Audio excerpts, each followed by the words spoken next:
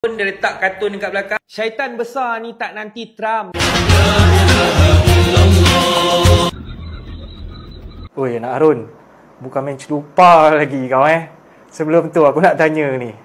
Kau beli minyak subsidi pakai IC bini kau Kau tak ada lesen kan? Boy kau, terpaling lama kau main politik Sampai kan apa, pertandingan AJK pun tak lepas. Dah bagi buah jilat pun tak lepas juga. Kalah juga. Tu maknanya Harun, kau ni level-level baru. Kau tak boleh. Kau tak boleh nak jadi pemimpin. Kau kena terima hakikat tu, Anak Harun. Lagi satu ni, kau nak cakap aku apa? Mamat kartun? Lah, dah aku minat kumpul anime. Macam mana? Habis takkan edit penunggang macam kau. Buat video, susun kitab kat belakang. Tak silap, kitab tu pun kau tak pernah baca. Kau baca tajuk kat kulit dia, lepas tu kau susun sampai berabuk.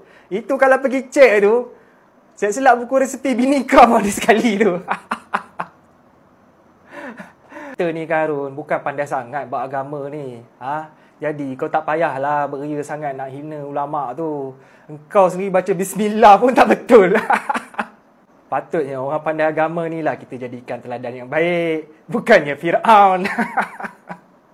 Aduh, aku kena brain lah. Ni tak boleh pula lah kau angkat apa darjat Fir'aun tu. Kononnya Fir'aun tu ada jasa bayar gaji. Aduh, stres lah aku macam ni. Aduh.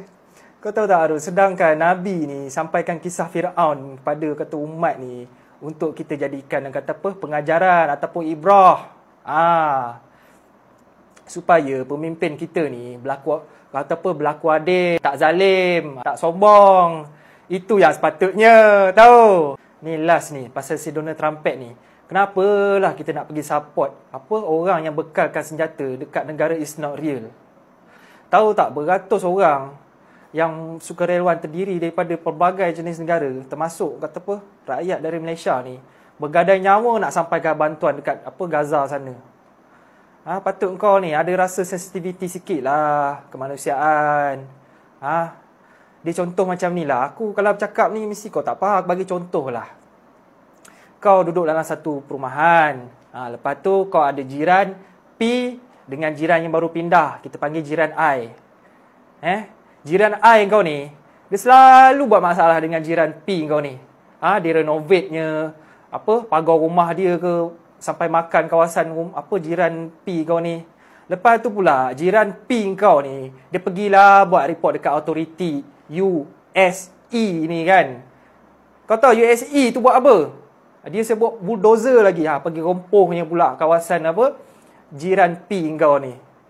Kau faham tak? Takkanlah kau dah nampak dah ketidakadilan kat situ. Lepas tu takkanlah kau nak ajak pula authority yang merempuh rumah jiran P kau ni, kau nak ajak datang rumah kau, kau nak ajak sembang dengan dia. Tak usah berangan lah.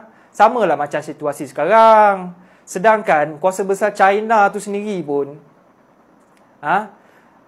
bagi nasihat dekat US, cakap pasal USA ni pun dia orang tak terima, tak makan saman. Kau fikir negara yang kecil comel molek ni dia nak dengar ke? Itu hari dia getak nak naikkan tarif pun dah menggelupur dah masing-masing nak beli Boeing. Apalah. Dah lah Harun, buat masa sekarang ni aku rasa kan kita stop lah dulu bergaduh. Apa kata aku bawa engkau ni kita pergi healing dekat Sabah. Sebab kat Sabah tu banyak dah orang kata DM aku nak sponsor tiket. Lepas tu kan kalau kita pergi kat sana, dia orang siap buat kenduri, kesyukuran lagi. Lauk dia engkau lah. Tak apalah Harun, tahan je lah sikit kan. Nak sesuatu, kenalah berkorban. Lepas dah settle semua, kita pergi main golf kat sana. Macam